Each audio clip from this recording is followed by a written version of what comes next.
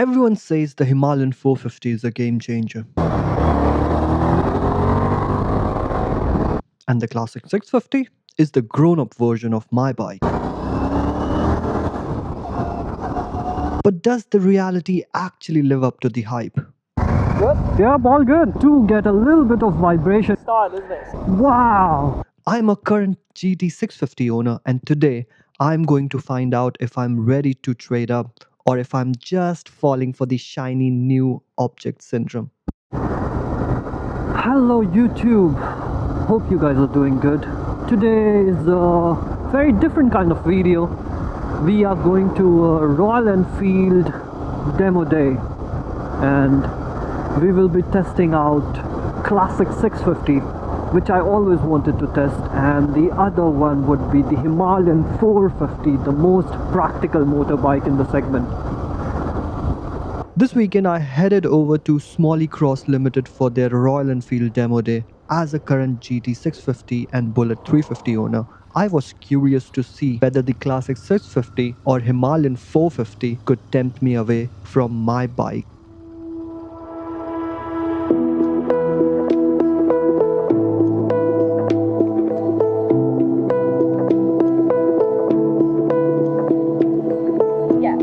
Okay, perfect. So if I can just get you to quickly fill out these two forms for me. Oh, okay. Wait 1 minute. You have a license check code on you. So you're ready to go? Yep, all set. Perfect. We'll have a quick debrief. All I ask is not to overtake me. Test at the front. But if you guys feel that you want to overtake each other because you want to get a bit of a lift on, you're more than welcome to. It's safe to do so. So there are some roundabouts and stuff that we're going around, so just make sure you can see the person behind you, just so we don't lose each other. Okay. That's okay. Yeah, I mean, there's nothing much to kind of towns and places. Yeah. We want to bring everyone back safe. Any questions from anybody? Not now. Jump on the bikes, let's go. Wow.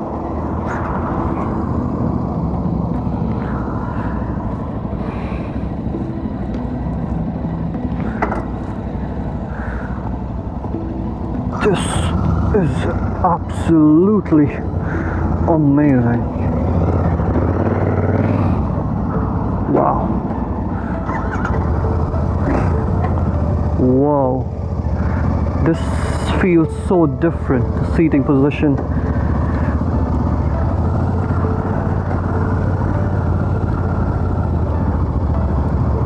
Wow, this is truly amazing. I mean, very straight up bar, and it's got touring pegs, bar and mirror.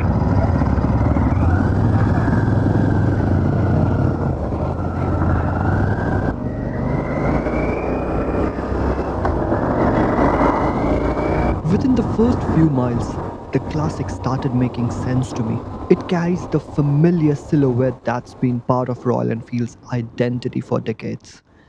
But underneath, it feels far more refined than the older singles I've spent time with.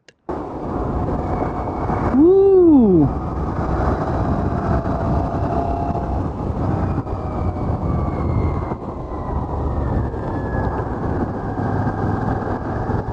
I can already feel the engine is so smooth on this one, and the position, upright position, is so different.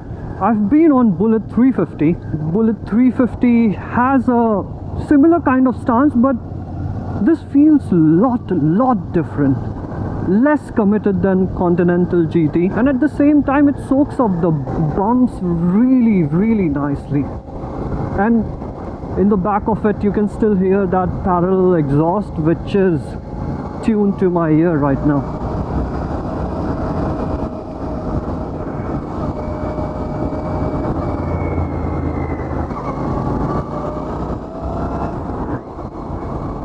One thing I would say, that if they are on to getting on a classic, they should have added that heel shifter,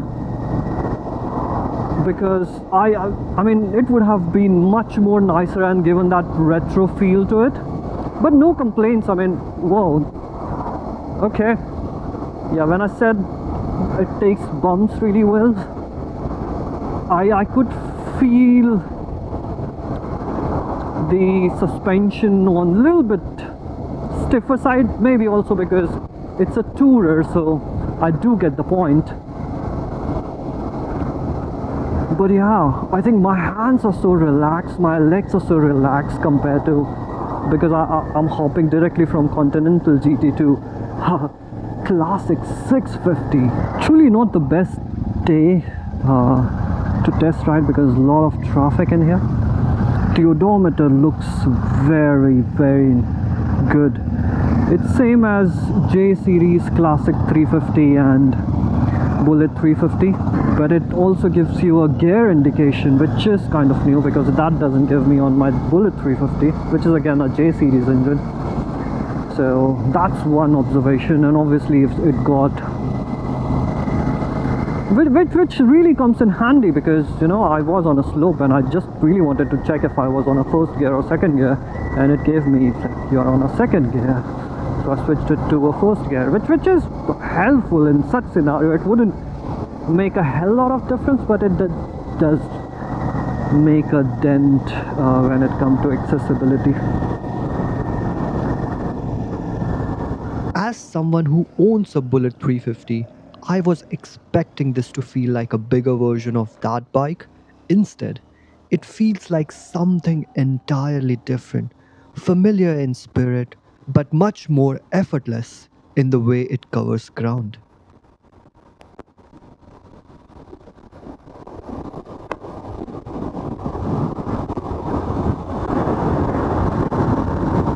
The GT always encourages me to seek out the next corner. The classics seem happier, reminding me to slow down and enjoy where I already am. Absolutely amazing bike. I mean, It's not trying to be the fastest bike on the road. Its charm comes from the way it turns even an ordinary stretch of road into part of the experience.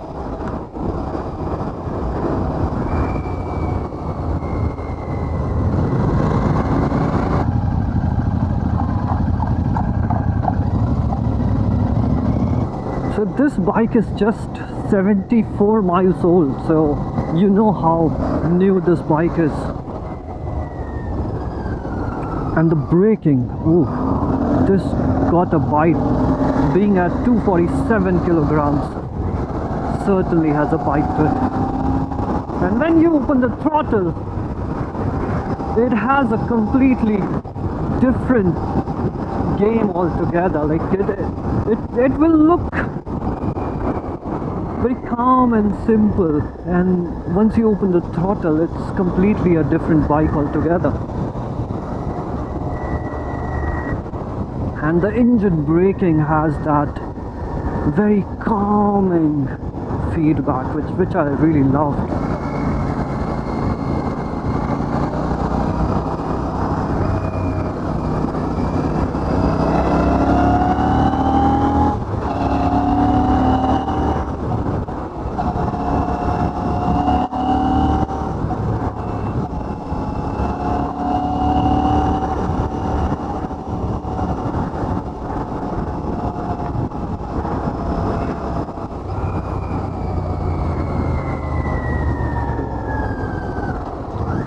The brake has a punch, man.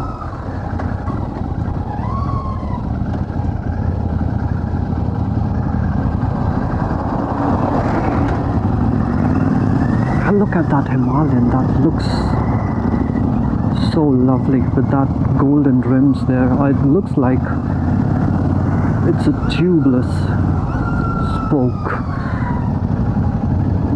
And everything is 26 model, so very new. And especially I love this color scheme. This is my favorite color scheme of Classic 650. Oh, this guy knows places here, man.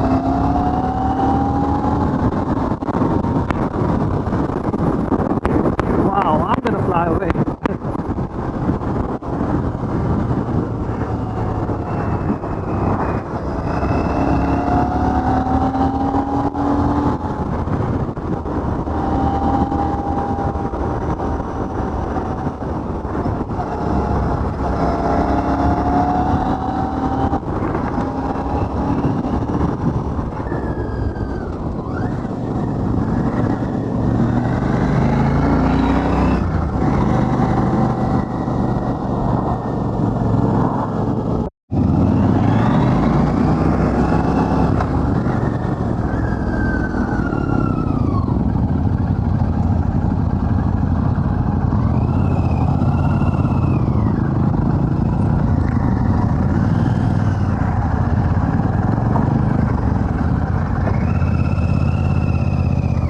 this is the end of our ride.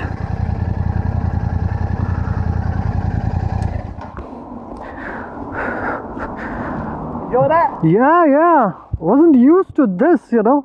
You look like you were enjoying. Yeah, I was on a sports lounge and then I was on a sofa here. That's what's nice about these kind of bikes. Yeah. Easy to ride, not too much power. They're nice and... Yeah, I mean, yeah, also the single seat, when I pulled the throttle away, it felt like I'm gonna stumble back, but yeah, it handles perfect. But I think this is the beautiful looking 650. It looks really smooth. Yeah. I think they've done a good job of making them look. Yeah.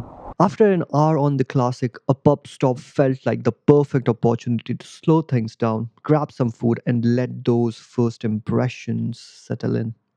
So we are on Himalayan this one, and I won't be alone this time. Ekta would be joining me, so we will give you some pillion ride experience, and really excited. And we just tested the Classic 650. Quite a contrast from 650 Classic to Himalayan. Well, I'll say Himi this time, not Himalayan. Guys are having fun there. First thing, whoa, that looks... If the Classic feels like a celebration of Royal Enfield heritage, the Himalayan feels like a glimpse into where the brand is heading next. After spending the morning with one of the Royal Enfield's most traditional motorcycles, it was time to jump onto something built with a completely different purpose. Oh.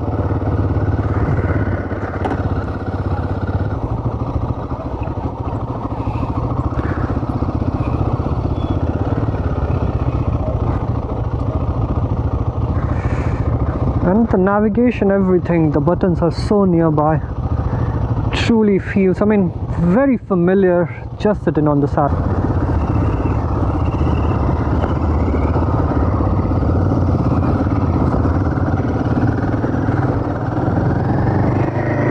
Wow.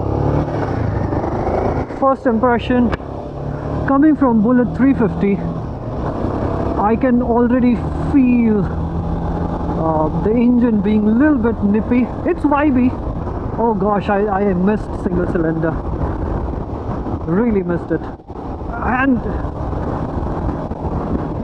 I can totally feel ride-by-wire that Himalayan is equipped with. The first thing that struck me about the Himalayan wasn't the power or the technology. It was how easy everything felt. And the other observation I would say is the bumps. I mean, I'm clearly not doing justice running this on an off-road, but I've got a pillion on me, so I'm never gonna do a off-road on this one with a pillion. But the bumps, it soaks, man. This is a bike that you will certainly feel going into bumps just to test out that suspension. Give a little bit of throttle and let the suspension do its work, because it is brilliant. I know it's not a adjustable suspension, so you are stuck with already preloaded suspension. That means if you are a heavier build, it may feel different. Wow, I purposely went into that just to see how it feels. But yeah, it comes with preloaded suspension, which means if you are a heavier build, consider that you cannot adjust it according to your liking. Ooh, I like it. Wow. And the cornering response is also really nice. Very upright position, so you can see a lot more things compared to GT, where I am always tucked in, but has a very rounded feeling compared to Bullet 350. You can really feel the bump in power significantly coming from a Bullet 350. This is an overall all-rounder bike. If you want, you can maybe just want to commute to your work and maybe do a bit of a green laning on weekends, I think there's no better bike than this. Even coming from the Himalayan 411, I think Royal Enfield is still true to its identity with this 450 Sherpa engine, which is 452cc. But at 40 horsepower, I think that's the most you need, you know, to be honest, if you are just on a country lane. Because now I'm running with mix of bikes, you know. On my front I've got bare 650, and this 450 engine is more than capable of keeping up, which is in itself is a good thing. And but when 411 came, I think it was a completely different era. But right now you do have a competition. If you see likes of CF Moto, even Honda NX 500, which is a little bit more powerful at 47 bhp, I would still consider that in the same range. And there are plenty more. I mean, if you are not going to do an off-road, you can certainly go for Triumph 400 Scrambler, which would give you enough power. And again, they both are, I think all of the Royal Enfield are A2 compliant bikes, so you can look at that. So there are multiple options, and they're here.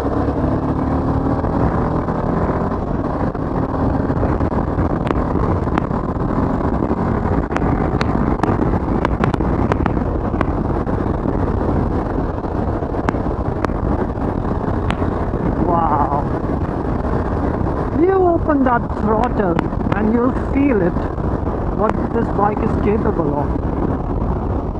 I am loving this. I mean, I was just on a classic 650, but I would say this is more fun bike, because 650 is very, very refined, and this is a single cylinder, so you do get a lot of character to this. What surprised me most was how comfortable and composed it felt. It's the kind of bike that quietly encourages big adventures.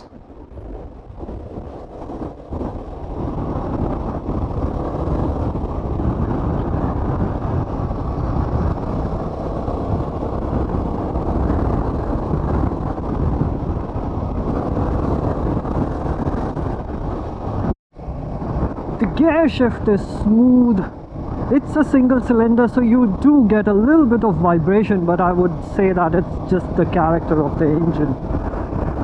And the best part about the position is that I can see the speedometer right in front of me, so I don't have to look down to see what speed I'm doing, which isn't the case for the classic or GT 650, because every time I have to look at what I am looking at and how much speed I'm getting. Although because it's easier with the digital display, so I'll give you that.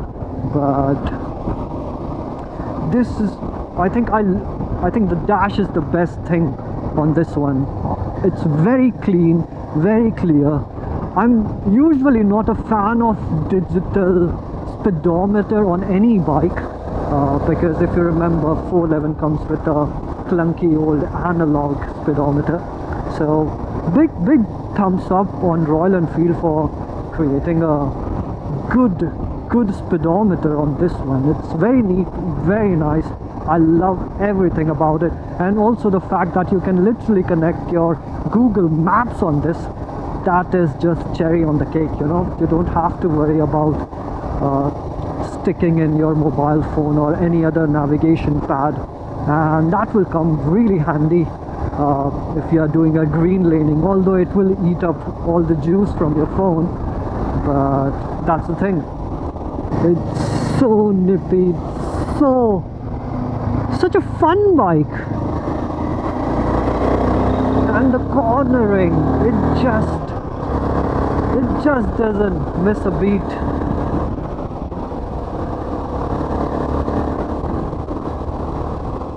Wow, I love it. I love it a lot.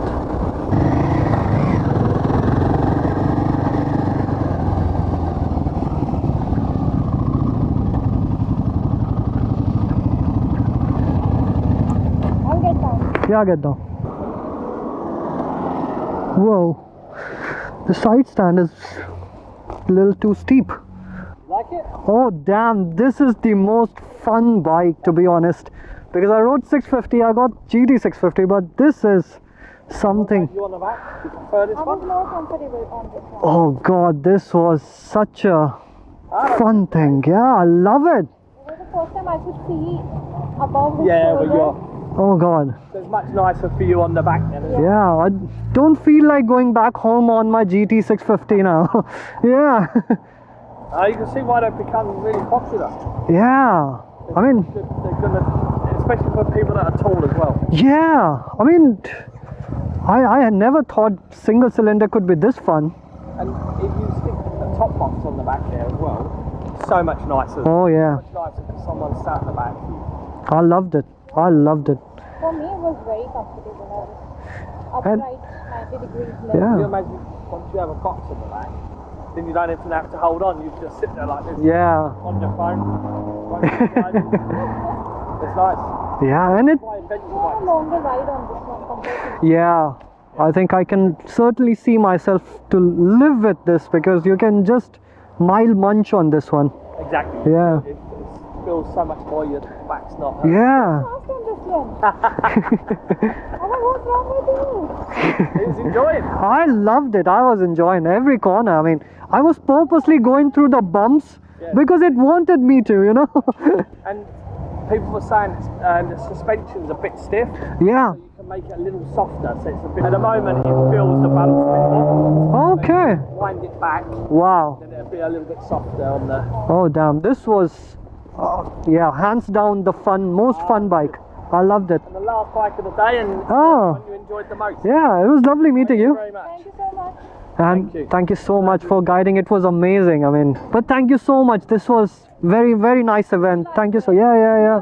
Loved it. Yeah. And I'm glad you had a chance to go out as a pillion. Well, he almost forgot about me. He was just sitting. Did you enjoy it? Yeah, it was really comfortable compared to GT. Yeah, you're a bit more forward on the Yeah, detail. I could see everything for the first time. On GT, I can just see the shoulder and nothing else. So I really enjoyed it. Yeah. I will. Okay. You guys have a good one. Cheers. Thank you. I loved it. Yeah. I'll see you around. Yeah. See you around. Bye. Take care. Yeah. The ride to the cafe gave me a chance to process everything I had experienced throughout the day. Two very different motorcycles, but both approaching the idea of motorcycling in a completely different ways. Finally, we are at our favorite place, Blend. I thought that I'll give the final impression here. And Ekta was on Himalayan, and I really want to know what her pillion experience was. Well, for Himalayan 450, my pillion experience was amazing. For the first time, I felt that I'm sitting upright straight. My legs were angled in 90 degrees, which were quite comfortable. No complaints sitting behind the GT, but Himalayan was a bit more comfortable. I could look ahead of your shoulders, and the leaning experience was also quite comfortable on Himalayan. Whereas on GT, I'm terrified when you are leaning during the bends. But Himalayan felt comfortable. It was nice. I also felt that on Himalayan, being a pillion, I can go on a bit more longer rides. When I was on a Himalayan 450, I did feel a bit of a weight of a pillion when I was just maneuvering around the parking lot. But once I was up speed, I think I just opened up the throttle and Himalayan was completely gliding. Very, very pleased with the seating position for both the rider and the pillion. At the same time, very impressive engine performance considering coming out of a 450 single cylinder. It was a very shortest ride, like 45 minutes, 1 hour ride. So wouldn't give you a complete verdict. May have to give it a shot. Like I have to have it for a day or two. Truly, I'm not doing justice to it because I would really want to do the off-roading part on that one as well. On road, super impressive. Perfect bike if you want to go on a European trip tomorrow. Yeah.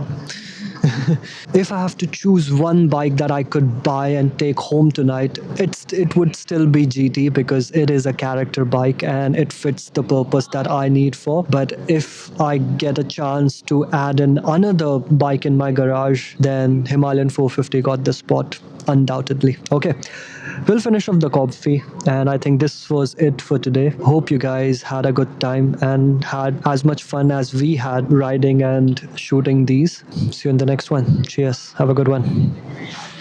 Bye.